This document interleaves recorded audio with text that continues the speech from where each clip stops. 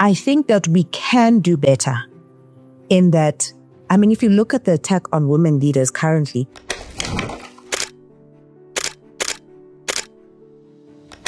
women get challenged more than men do, doing the same thing.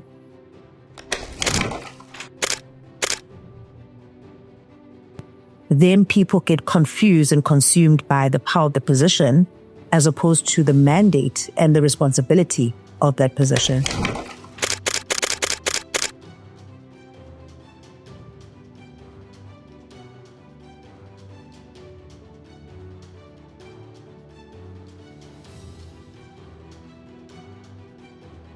Friends, colleagues, welcome to the LeadingSelf Podcast. My name is Kukuletu Matletuga. I'm your host. As we say, this podcast is about celebrating leaders, looking at leadership concepts, but also looking at the country that we love dearly, the country called South Africa, and what's happening, what's working, what's not working, and how do we fix it. So today we're looking at one of those aspects that are, in my heart, are very important for literally setting up a viable country and a viable economy. And that's the issue of governance, how we get our books right, so that we don't assume things and we are able to beat the big monster that's called corruption. So today we have the right person to take us through this journey and to tell us more about, what is happening in the area of governance. Are we getting things right? Are we winning on that front or not? And we have Linda Maqoma. She carries a very powerful surname, a surname of kings, who ruled the land, in the past. So if you don't know about King Maqoma, go and do your own research and get it right. But Linda is the immediate past president of the Association of Black Accountants of Southern Africa, but she runs a very powerful company called Noma Chawe Group, Consulting Group. Linda, welcome to the LeadingSelf Podcast. Thank you, Kuku. It's a lucky to be here. And to meet you finally. Definitely, we've been talking offline. Absolutely, for some time. Sisi, you are as I said, the immediate former president of Abasa. What has been your greatest insights in terms of, leadership that you've gained, in your reign as the president of this powerful association? Wow. So big journey. Going in, you think to yourself that vehicles such as your Abasas, your BMFs, your APSIPs, and all of those. And remember, at the time I was the president, I was also the vice president at the Black Business Council, which is the convening voice of all of those associations, right? And all it really highlighted to me is what I've always seen, that as Black people, we are not as united as we need to be. Wow. To actually do the real work that these organizations are mandated for. And that's always a challenge I put to people. We have gotten organizations that started out back in the day. Nabasa is 40 years old now. I think BMF is sitting at like 45 plus. But these organizations at the time, they knew exactly what they were fighting for, and there was a common goal because this was pre-democracy, right? But the needs or the mandate will evolve because we may achieve a democratic society, but the economic side of things now becomes the next goal that we must. So it just keeps shifting. And what I've learned is that if you don't have leaders that are in tune with how we are evolving as a society, you're going to have vehicles that are not relevant to where we are moving as a people and what is actually required. So that the journey really also equipped me for what I'm doing now. And it's so much easier when you step out of the wall because you're so consumed and you are the president and you've got this constituency that you need to kind of, you lead and you're accounting to them, right? And they had this expectation, but they are not coming to the party for us to move in the direction that's really needed. Those are I think the difficult things in terms of leadership that I learned. But it also gives you a mandate outside of these organizations as to what am I doing to make sure the next leader has the right support for us to remain relevant and to use these vehicles for what they're intended for. Do you think that the fracture, the lack of unity is driven by self-interest? What drives this? So what, for instance, Napasa did well is, a lot of people now want to be paid to be directors of these organizations, right? Must be very wary of that, very careful of that.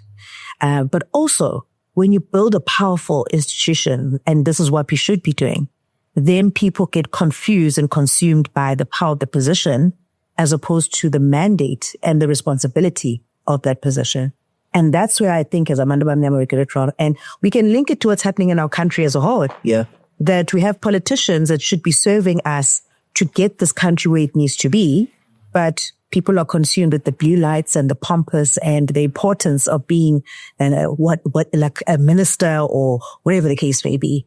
Some of the people we probably know before that time, by the time you need something practical to be done and you come with ideas, conversations are different when people assume these offices. So I remember when I actually was appointed as president of Abasa, the words from my dad, and he said, "So I'm proud of you. Your head is going to be in the clouds, that you must keep your feet on the ground." Wow.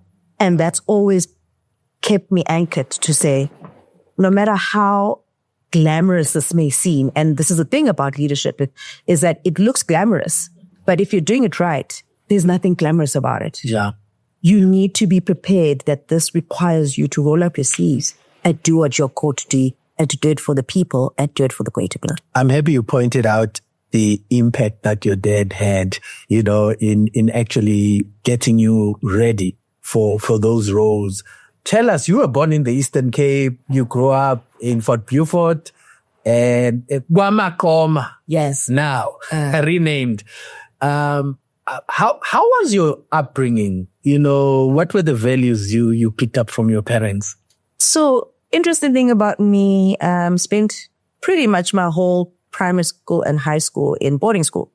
So I didn't spend a lot of family time. This is going home for those weekends where you have to go home or, the holidays. And my grandparents have a citrus estate, Maqoma. So I grew up in a very entrepreneurial space. I would go I never asked for money or was just given money. I worked for it. Growing up, I remember after my grandfather died, was the chief. She took over the chieftainship as a woman, but also took over the running of the farm. And she won some awards, in the Eastern Cape for that. Female Farm of the Year, one of the years. I think the 2002. Yeah. And when I lost my mom in grade 11, or 17 at the time, my grandmother became my mom, basically. And both of them very entrepreneurial. My mom was an accountant. She did the books for the farm. And I would sit there and be doing Excel. So that's how I learned this thing. And that's where I got the accounting bag. But then I got my gran, who then was in the orchards with the pickers. You see driving tractors, you're on the bins, you get to see how all of this produce goes into the pack sheds and it's going to be exported. So you get a sense of what's going on. But that also exposed me to the reality that, even if you look at black farmers in that stretch of KwaMaqoma, coming out of KwaMaqoma towards your Simo route, what has always pained me growing up, and as I became an accountant, I was like, how do I use my expertise and my skills to help black farmers? Okay. Because you find that they've been given the farms and the process of the farms being allocated. Yes. But the running of those farms, they rely on the white farmers who have this infrastructure where everybody's co-oping into one hub, but that's owned by white people. We don't have a sense of ownership of what we have been given. So we can have a conversation about the land issue, and you can be given the land, but are we preparing ourselves as black people to own the land and run the business successfully? Correct. And the systems that must be in place and the governance that is required for this. And as we move and we journey, and I'm going to touch now, probably moving into this governance thing, right? And these things start from these little micro things when we're like, why are our businesses not working out? Because we do not know how to set up governance structures. You see the money coming and you think that's the profits. And then you go and buy the flashy cars because people must see now that, I've arrived now. Ne? And then couple of months or years down the line, gone. Or you're making losses and then white people go and buy you out of that particular business. So those are the things I've been exposed to. And I think that's where my entrepreneurial, bone comes from. Yeah. And the need to help. And I think whilst you're still on that point, some of these businesses are inherited by kids in the family. Yes. They immediately, when that inheritance happens, the business dies. Why is that? We've seen a lot of township shops that die at the hands of children of the family. Correct. So you first have the first risk that your children might not want to carry on in the family business. And therefore, who is that left to? Who is that legacy left to? And lived experience when he's seeing my uncle who was young when my grandfather died. So he was the heir to the throne, for instance, and that legacy was left for him. But my grandmother had to step in the gap until he was ready. So at least there was that grace. And then still, my grandmother then passes on in 2006, 2 years after my mother. And therefore the big pillars of the family are not there. My uncle is now left exposed, right? And he's not ready. And remember now, when you are a chief, you must be married. So, and all the funerals, people are like, so he's bogged down by that reality and that responsibility. But there is a business that has been grown and is ready to be taken over by the next generation. But is that generation prepared for it? And then you sit as maybe the next generation after, because there's a protocol and you must respect it. And you're like, I could help, but you've seen as Mdana now at the same time. There's that issue. Right. Patriarchy, and family dynamics and all of those things. And I think as a Bantu Bamnyama, there needs to be some sort of culture shift if we are going to build generational wealth in the way that our white counterparts are building. Because we now don't listen to kids because we're like, I'll take to the badal, ne? But the way the world is evolving, it is the young people who are actually skilled to be able to assist, but they don't see their place because there is a respect that must be maintained. Yeah. So how are we balancing, even in the workplace? If you go to the workplace, you come in as a young person, you are, competent, you've got the expertise and all of that, but the generational levels is such that what you bring, you have to bring it in a way that also doesn't rattle the order of the spell, as decorum and protocol.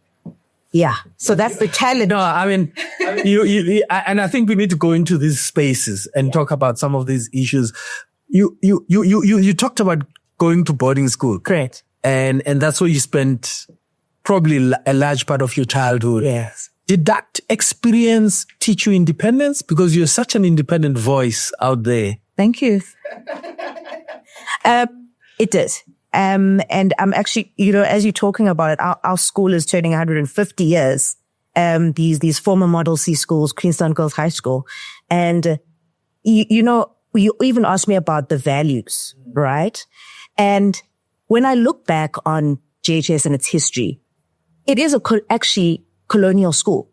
The values there are very Christian based. They talk about the discipline. They talk about excellence. They talk about all these things. But if I recall the hymns we would sing in assembly, I'm like, oh, Queen Elizabeth Mosaba, ne?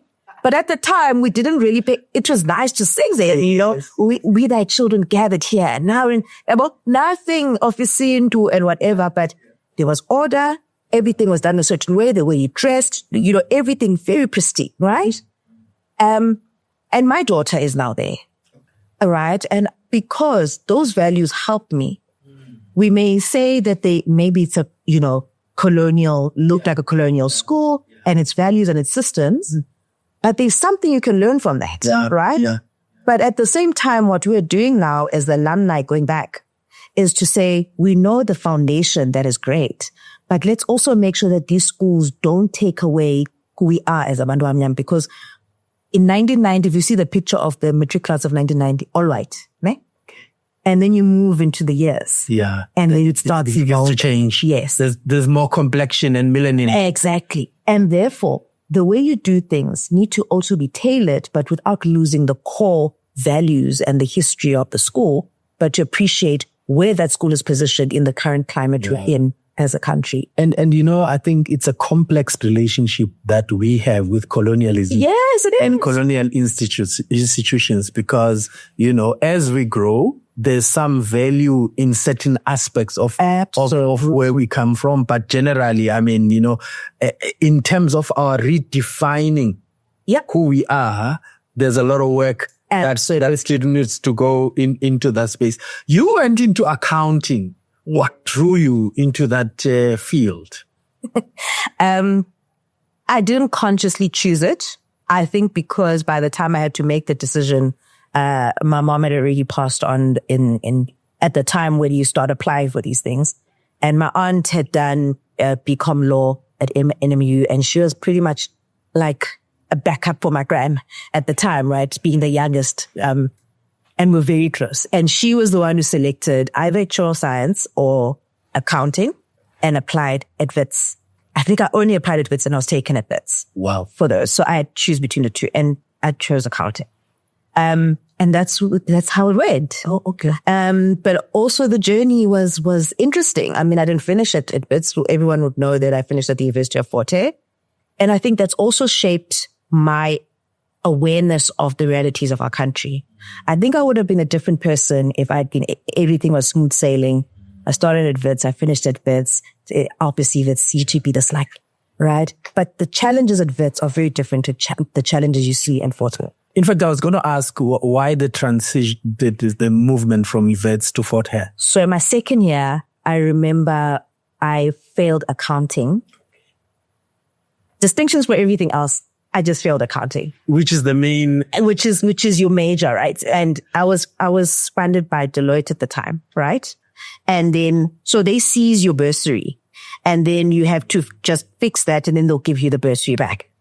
And my dad couldn't understand that. He was just like, and if only let go back. Let go back. You know how they argue when things are not great, right? And at that time, there was, situations with the stepmom and all of that. And those kids were given the attention. So they were doing their thing, but LeadingSelf was a bit of a problem because she's the star player, right? So this was a perfect opportunity to kind of like, how do we clip the wings here? Okay. But, it was a financial situation and I had to choose coming home. And I think that's where my dad and I didn't see eye to eye for the first time.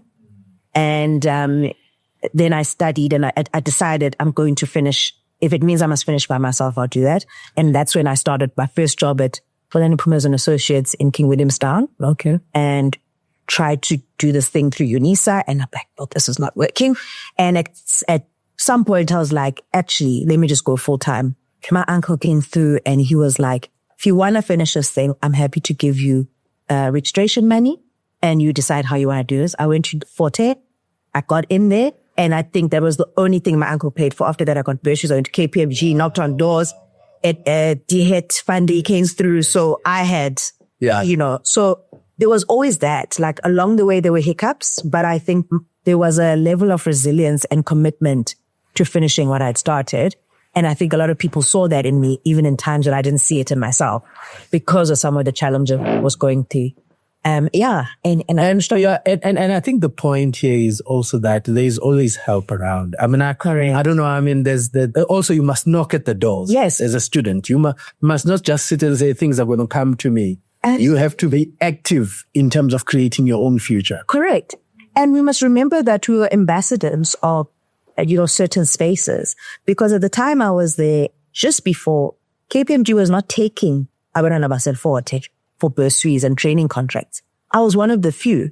But when I trace the history, and especially when I started getting more involved in Abasa, and I was introduced to Abasa when I went to Forte. I see. Right? So if it was not for that move, I would have never been able to know about the organization and then see myself as someone who can help it do what it needs to do. But sitting at KPMG in the head of transformation and human capital was Utandos of who was the president of Abasa at the time. Nice. And her journey to CA was also quite interesting. She was studying something else and she had failed CTA and there was no funding. By the time she got there, through her experience, she advocated that it can't be that KPMG does not take kids from your fortes, the UKZNs and all of that, because you need to get kids a chance. A chance, yeah. So I'm a beneficiary of the advocacy of an Abasa president. And that's why I took my presidency quite seriously, that what I do, it could be changing someone's life, and I should not take that for granted. How did your presidency start? And also, how did it come about? And also, what was your vision when you got on board? So when I moved I started my articles in East London office at KPMG, and then I transitioned and I was active there in Abasa in the regional structure. But it was when I moved to Joburg, and I remember they were trying to do some video for a event. And as the proactive person I am, I'm just very helpful. So all I did was serve. Then people identify you. And then they didn't have a chair for women of Abasa.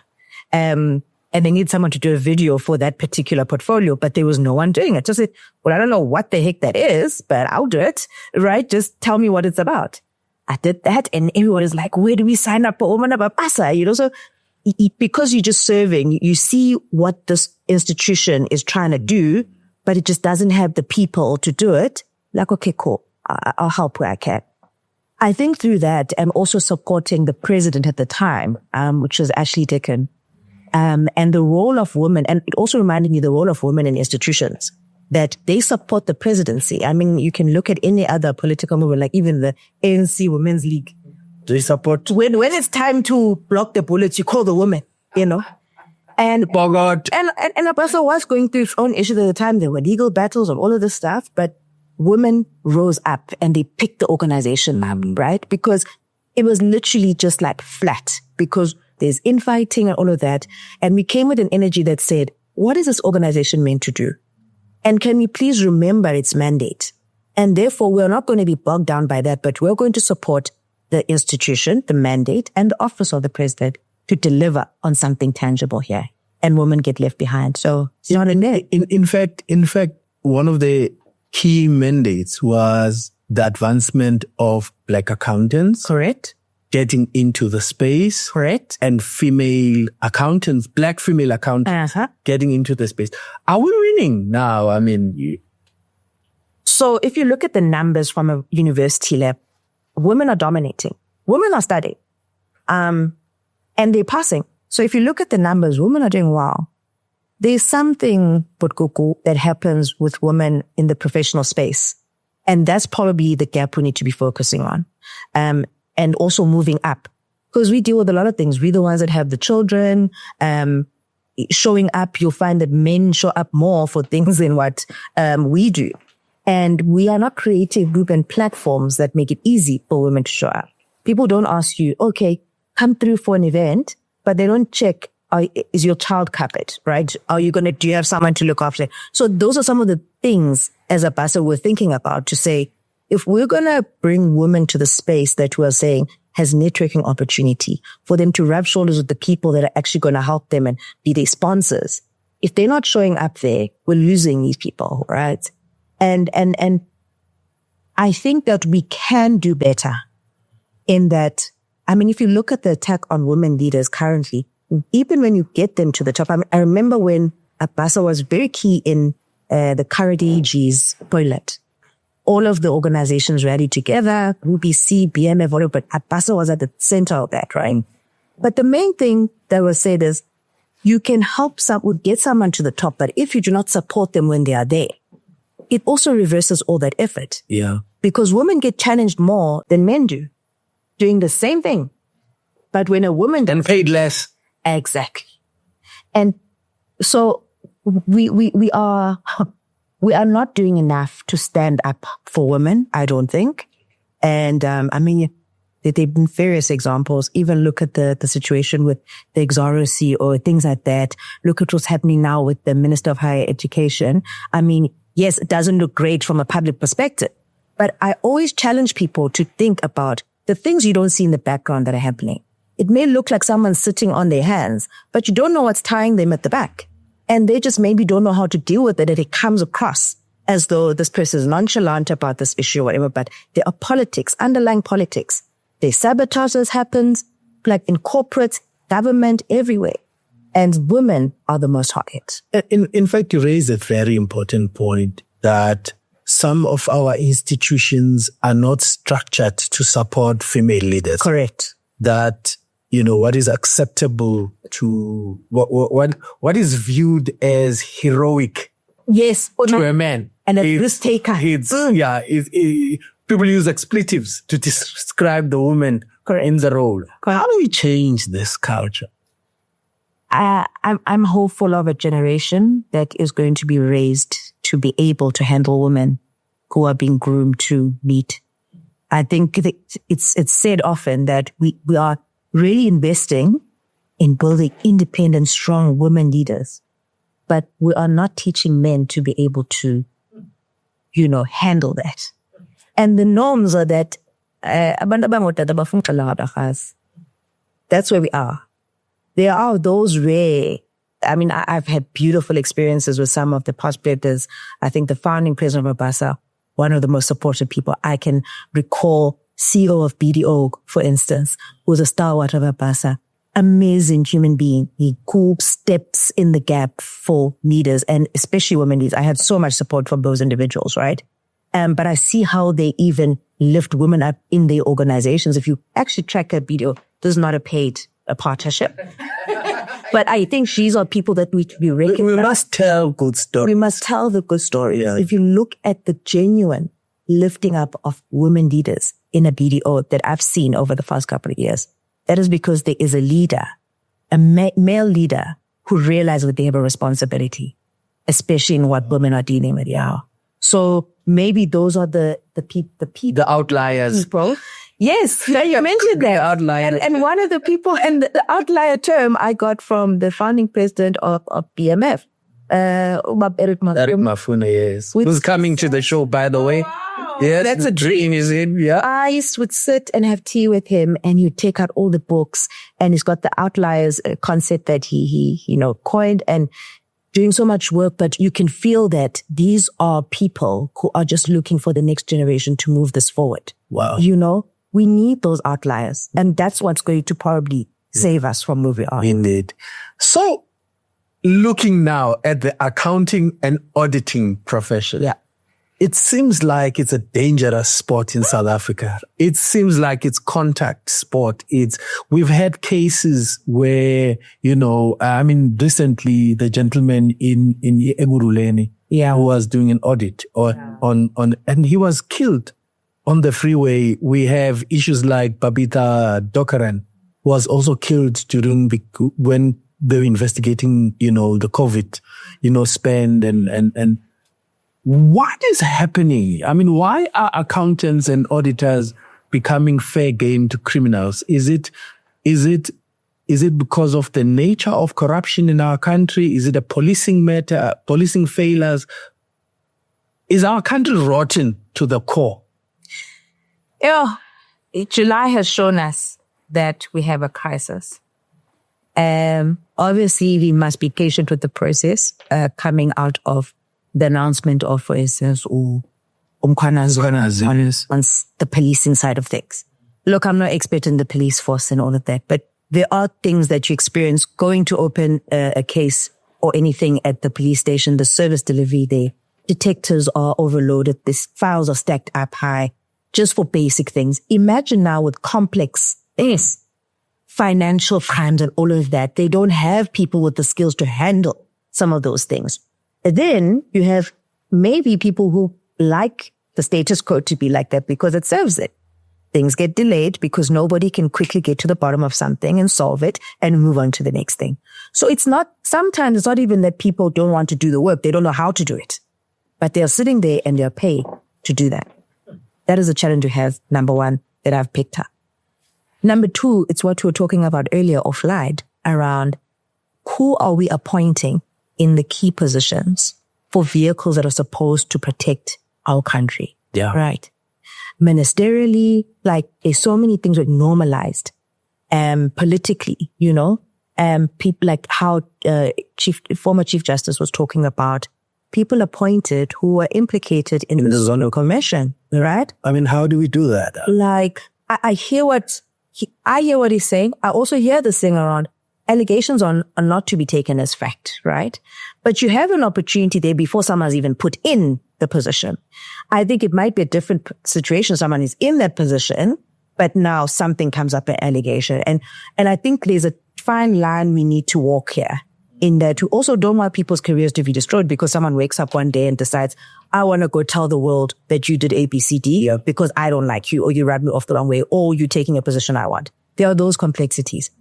However, it really is about what we have enabled as a country, what we have normalized as a country, you know? And I think for me, auditors and accountants become that necessary buffer. They are. Because think about it, from the institution side to say, how do we make sure that we are not being taken for a ride? There's no thuggery or theft, but also for the accused as well. Because when there's a clear audit, that clears a person.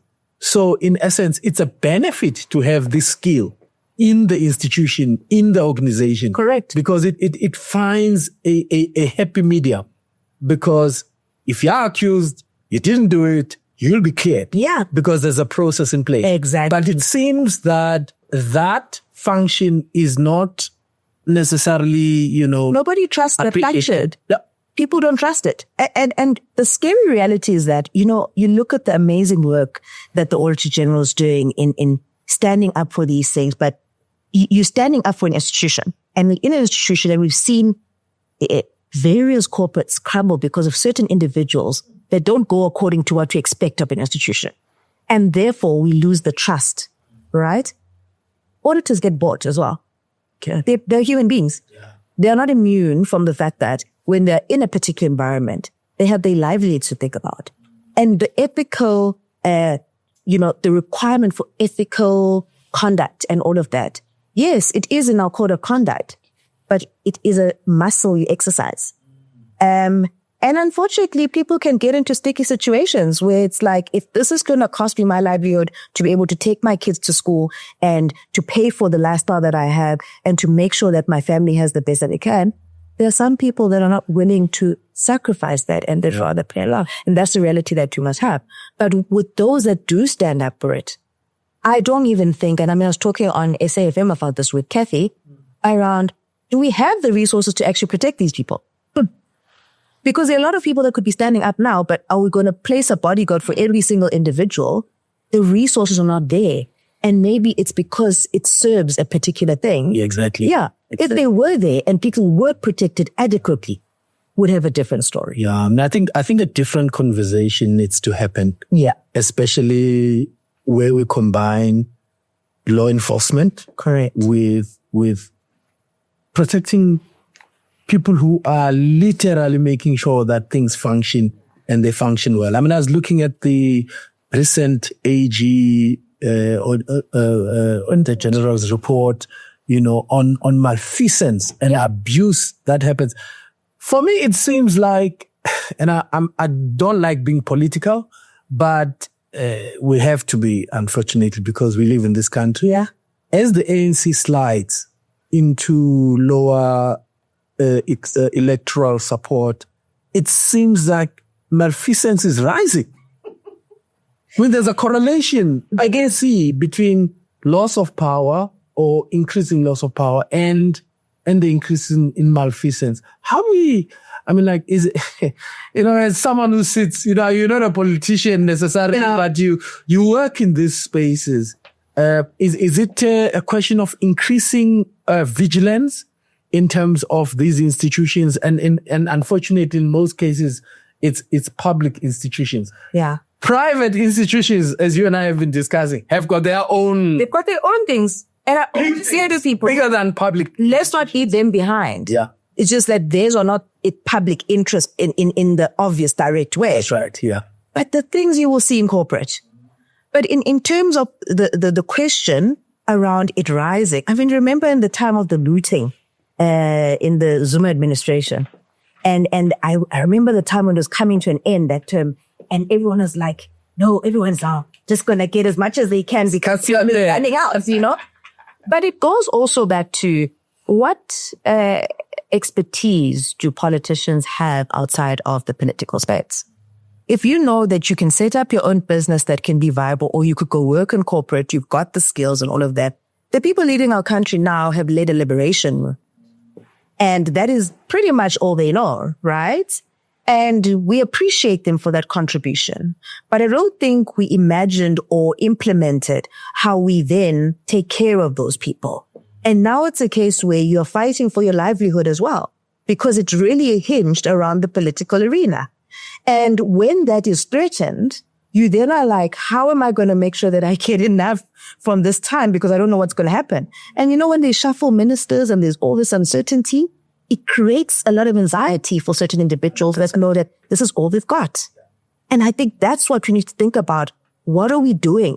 How are we making sure that people don't hold on to positions because of their livelihood attached to it? And I hope it's a new country transition type challenge that we'll face, that in future we can get into a different dispensation. Correct. Where people are multi-skilled. Absolutely. They come into public service to serve. To serve. And whilst, if they lose the seat, as it were, it's okay. It's okay. They can continue with their own career and if it's business. And I think we need to get to that front now where it's not the be all and end all of my existence. Correct. That political seat. Correct. And I think that's why we have so much political killings of councillors and all these people, because that's the way out of poverty for easy way. It's the easy way.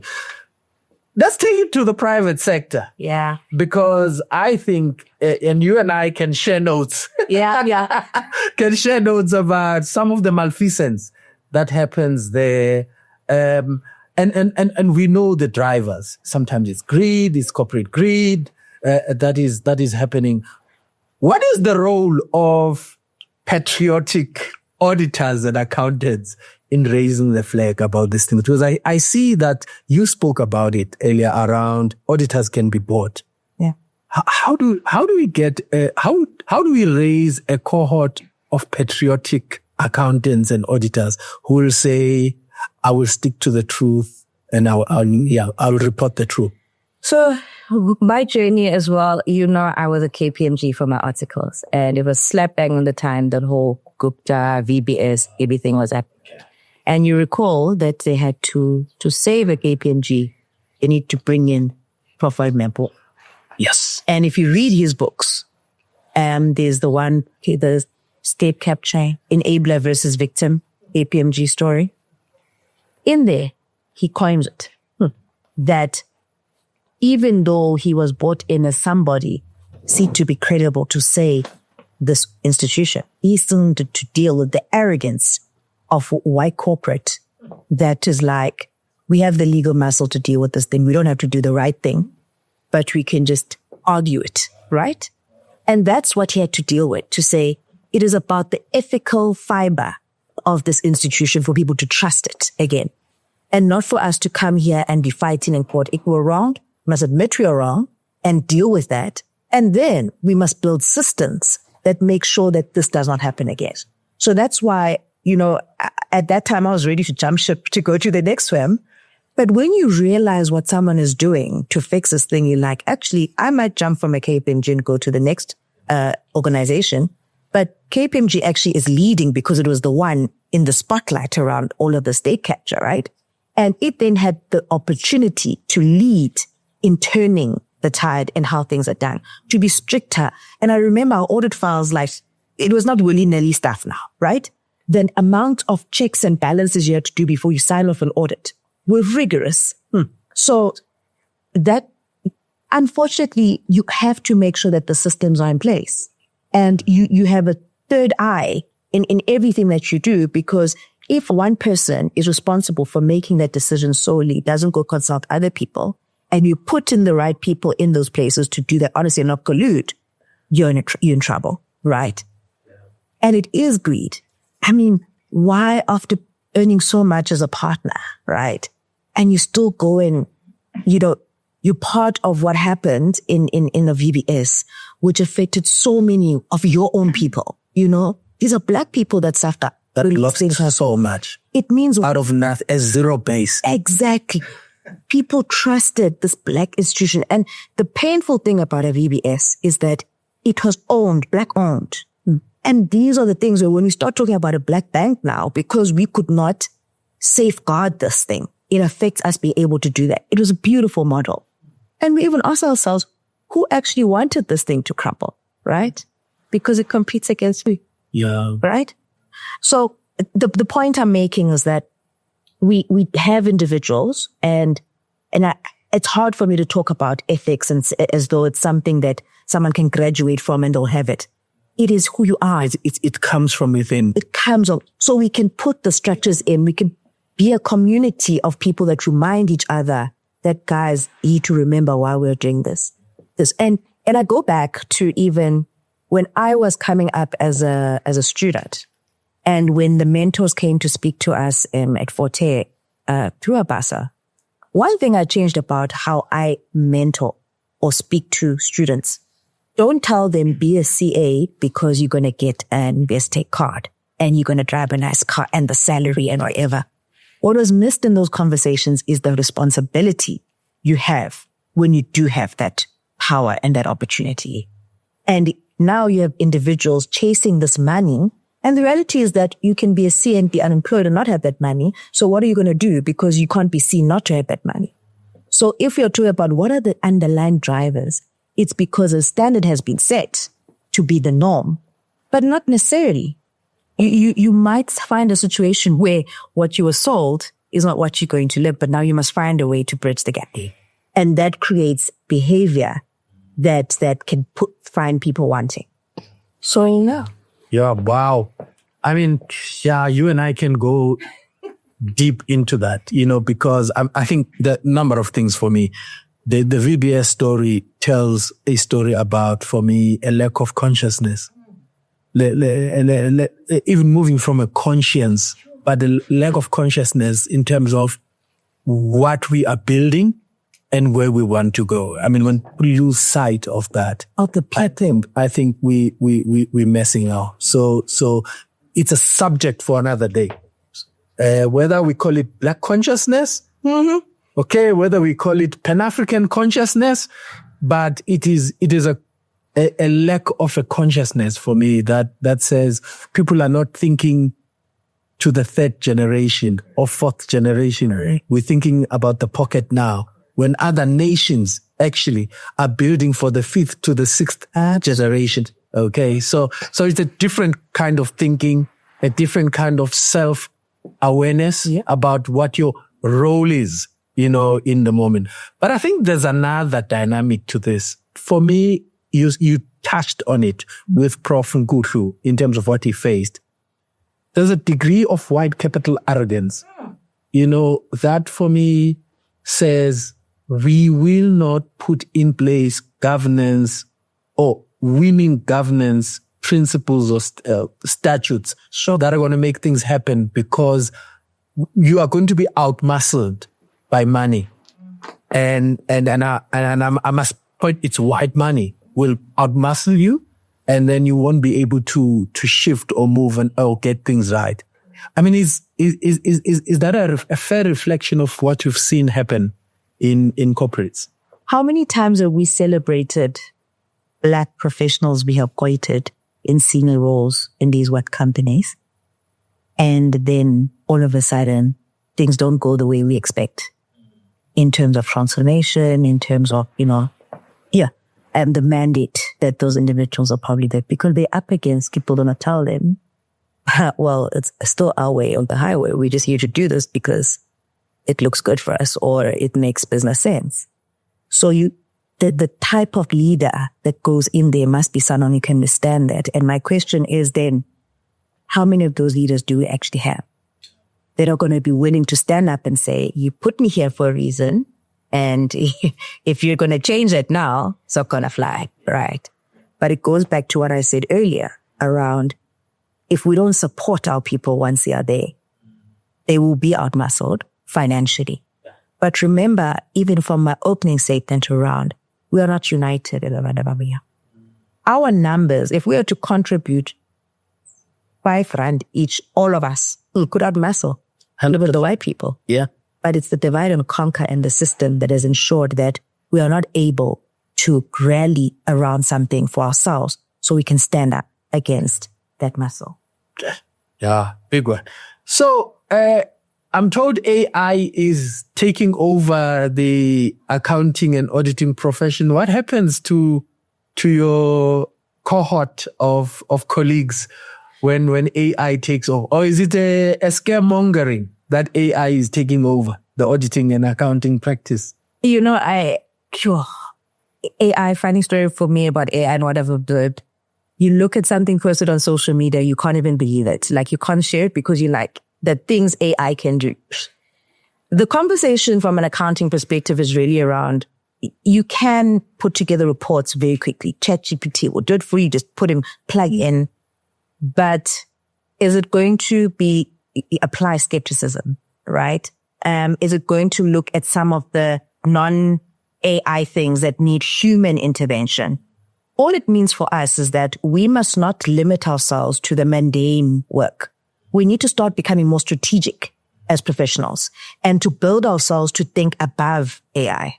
So it is challenging us that you're not going to sit on an Excel spreadsheet and be trying to plug things in. That can be done like this. We become more efficient. What it might challenge is how we, especially from an auditing perspective, how we build time, bums on seat. The longer you're there, the more you can charge at your rate.